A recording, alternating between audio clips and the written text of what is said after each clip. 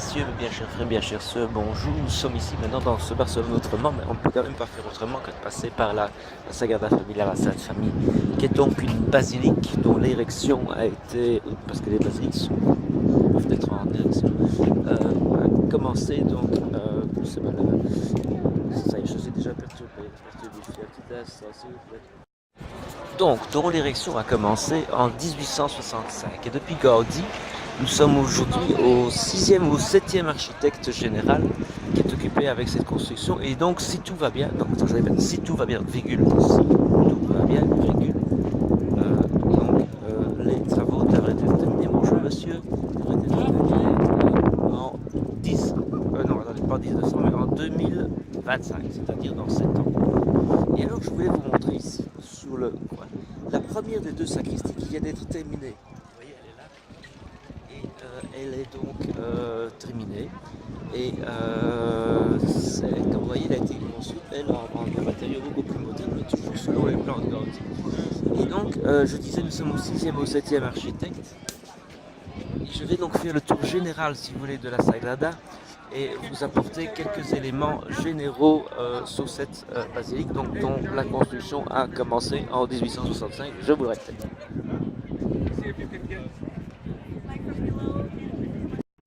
Et donc la sacristie quitte, est donc une des deux sacristies, vous voyez, toute nouvelle, on dira tout à l'heure dedans, j'espère. La sacristie qui est là, hein, la sacristie. Bon. Donc il sert évidemment à déposer le matériel de la messe, le matériel des prêtres, etc. C'est une basilique et contrairement à ce qu'on croit, ça n'est pas Gaudi qui a commencé. C'était d'abord en 1865, comme je vous le disais, l'idée de construire une basilique d'ordre néogothique, de style plutôt néogothique. Et fin 1865-66, Gaudi a repris les travaux et a refait tous les plans. Durant les 10 dernières années de sa vie, donc, il s'est occupé de cette basilique.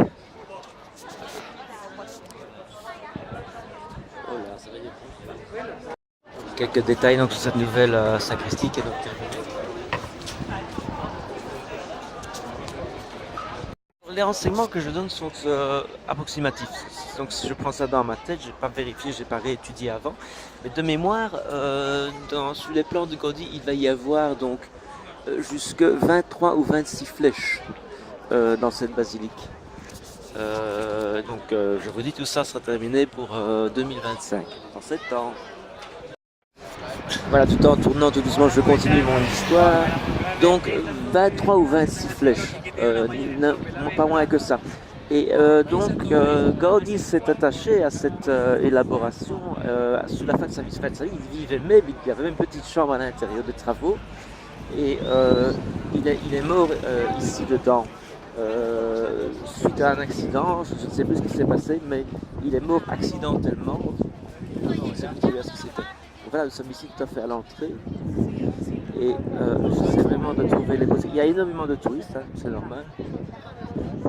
Je dirais que sans Gaudi, sur la Sagrada Familia, que serait Barcelone, ce serait un peu Bruxelles, ce serait grande place.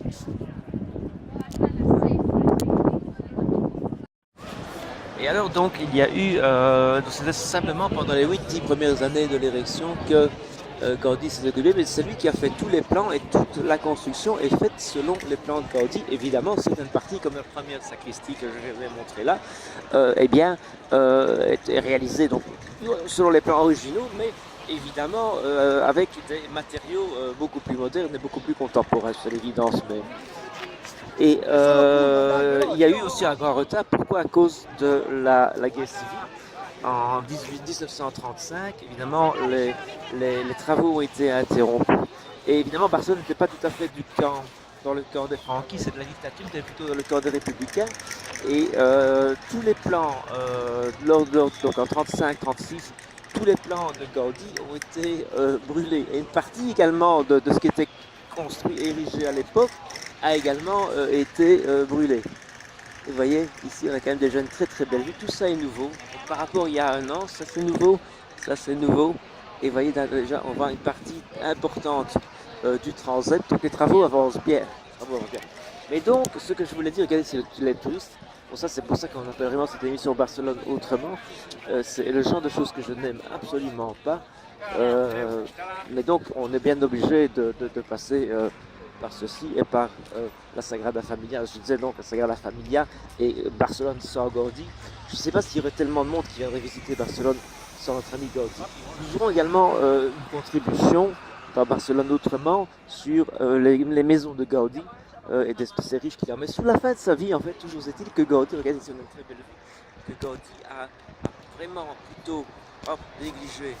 On va y arriver, hein, mais c'est pas très clair.